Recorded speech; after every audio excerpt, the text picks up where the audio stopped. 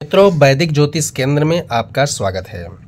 आज मैं बात करने वाला हूँ एक बहुत ही खराब योग, कुयोग आप जो भी कह लें या दोष जो भी कह दें, उसके बारे में डिटेल से चर्चा करेंगे कि यदि किसी कुंडली में, किसी जन्मांक चक्र में अगर इनका वास हो जाए, विराजमान हो जाए ऐसा योग, तो व्यक्ति क्या करता है? जीवन भर संघर्ष करता है, पीड़ा में रहता है, दारिद्र्यपन भोगता है, दुख भोगता है और इच्छाओं को मारता रहता है।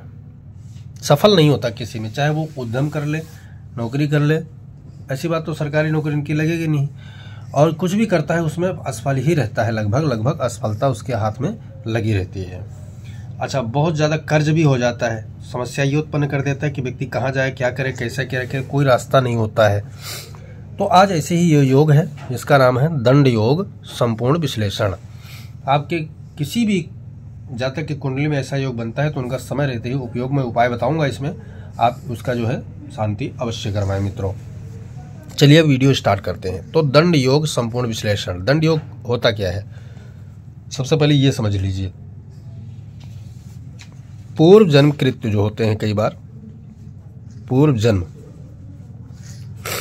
जन्म कृत्य जो है व्यक्ति को जीने नहीं देते। यहाँ पर वो बन करके, किसी प्रकार का शत्रु बन करके, ठीक है, वसूली करने वाला बन करके आपके जीवन में शामिल हो जाता है और ग्रह ही उसको दर्शाते हैं। वैसे ग्रह योग तुम्हारे कुंडली में जन्मांक चक्र में सेटिंग होते हैं, बैठ जाते हैं, ठीक है।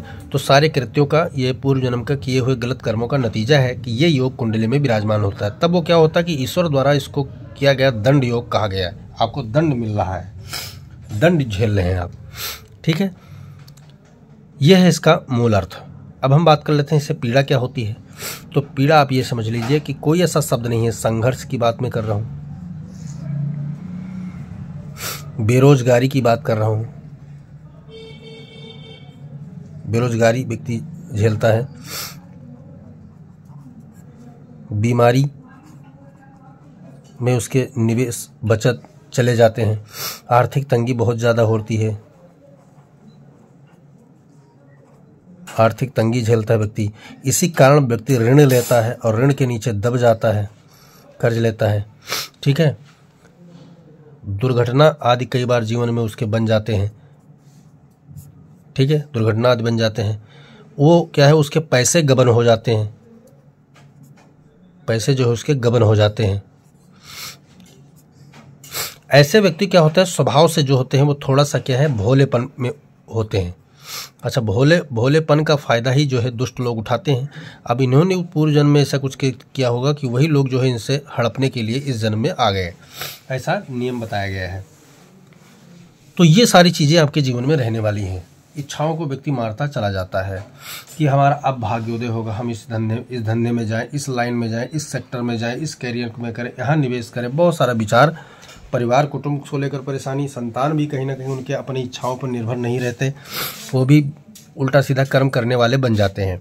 तो मित्रों, अब आते हैं कुंडली पे। कुंडली में आप देखोगे जब राहु केतु के मध्य में, राहु केतु समेत मध्य में, अब यह राहु केतु के बीच में इधर लाइन की बात करें, सीधा की बात करें, तब तो काल सर्प योग बन जाता है, लेकिन ये उल्टा है, काल सर्प योग ऐसे नहीं बनता है। तो राहु केतु यानी राहु लग्न से लेकर चतुर्थ भाव तक और केतु जो है सप्तम भाव से लेकर दसम भाव तक, ठीक है। इसको मैं आपको एक सर्किल बना के समझा देता हूं ताकि समझ में आपके आता रहे। यहां से लेकर राहु की स्थिति और यहां से लेकर आपका जो है केतु की स्थिति, इन भावों में यानी आप दूसरे तरीके से इसको यह समझ लीजिए कि जो ऐसे लाइन बना दीजिए, यहां से ऊपर की तरफ जितने खराब भाव हैं, यहां से ऊपर के, मैं ये नहीं कह रहा हूं कि यहां इस भाव में नहीं कह रहा हूं, यहां से जोड़ रहा हूं, यहां से इन भाव तक कोई ग्रह ना हो केतु के अंदर, और यहां से इस भाव में कोई ग्रह ना हो राहु के अंदर। यानी ये भाव छोड़ के और ये भाव छोड़ के, ये भाव खाली हो, ये भाव खाली हो, ये भाव खाली हो, ये भाव खाली हो, ये भाव खाली हो। बाकी भाव में सभी ग्रह अगर विराजमान हो जाते हैं, और प्रमुखता से कहा गया है कि 4 या 3 भाव में सारे ग्रह, राहु केतु को हम कोई स्थान नहीं दे रहे, उनका कोई वजूद नहीं होता, हम अन्य ग्रहों की बात कर रहे हैं। अगर वो 3 या 4 भाव में सारे ग्रह विराजमान हो जाते हैं तब दंड नामक योग बनता है। अब कैसे बनता है? यहाँ पर बाधिकेश आ गया, यहाँ पर मार्केश आ गया, यहाँ का त्रिखटाय आ गया, यहाँ बाधकेश आ गया, और जो है ये लगन यानी व्यक्ति को ट्रांसफर करेंगे सारा बल, तो ये खुद हो गए। और 2 भाव इसमें क्या होता है, ये कर्म और सुख, ठीक है, तो कर्म सुख हो गए। अब ये तो राहु केतु से पीड़ित हो जाएंगे, कर्म और सुख, बचा कौन सा, खराब भाव सारे बच गए यहाँ पर। तो जब इन्हीं में सारे ग्रह विराजमान हो जाए, दंड नामक योग उसको व्यक्ति को झेलना पड़ता है, जीवन में बन जाता है। यही सूत्र है। अब इनमें हमें यह देखना है कि दंड कितना भयानक है, उस पर निर्भर करेगा।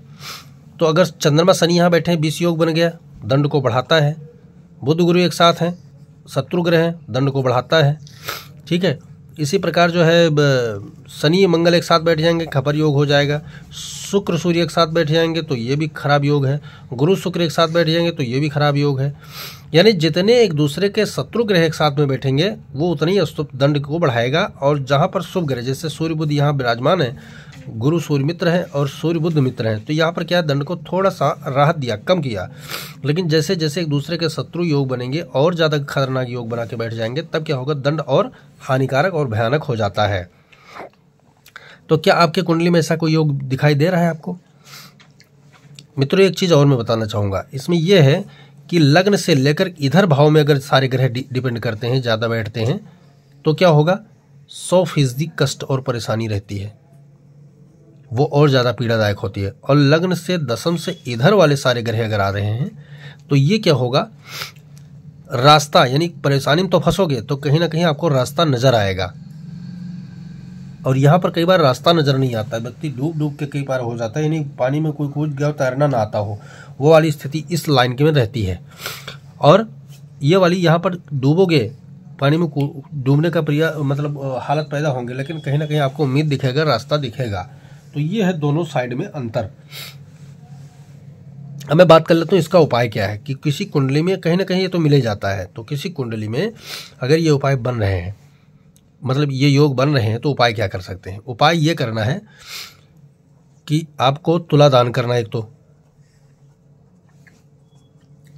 तुला दान करना है, कहाँ तुला दान करना है, गौशाला में। दूसरा क्या है, कोयला, नारियल, ये 2 चीज लेके जाना है। और कहीं तीर्थ स्थान पे जो गंगा नदी, यमुना नदी, गोदावरी, जितनी कोई भी नदियां वहां स्नान करना, उसी में ये चीज प्रवाहित कर देना है। तो एक तो ये उपाय होगा, दूसरा ये उपाय होगा। और तीसरे उपाय में क्या होगा, कोई ऐसा जप करवाना है कि सभी ग्रह की शांति एक साथ हो जाए। तो कौन सा है, महामृत्युंजय है, दूसरा गायत्री जप है, तीसरा दुर्गा बीज मंत्र है, ठीक है, दुर्गा बीज मंत्र है, विष्णु सहस्त्र नाम है। ये ऐसे उपाय करेंगे तब इन योगों से मुक्ति पाएंगे, क्योंकि ये योग बहुत बड़ा होता है, बहुत भयानक होता है। किसी एकल ग्रह का इसमें उपाय नहीं करना, क्योंकि कोई फायदा नहीं होने वाला है। तो मित्रों, ये रहा दंड योग का संपूर्ण विश्लेषण, फलादेश। मैंने आपको बताया। वीडियो पसंद आए तो लाइक कीजिए, शेयर कीजिए, सब्सक्राइब कीजिए, साथ में बेल आइकन का बटन जरूर दबाएं, ताकि हमारा नया लेटेस्ट वीडियो आप तक जरूर पहुंचे। जय सिया राम।